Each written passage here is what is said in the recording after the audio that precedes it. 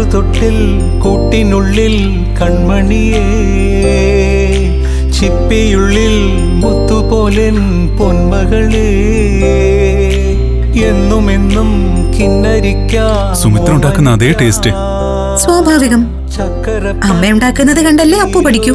പൊട്ടുകൊടാ നീ പകരും പുഞ്ചിരികൾ കണ്ടു നിന്നാൽ നൂറഴക്, നീ പിടഞ്ഞാൽ എന്നുയിരിൽ പുരിരുള്.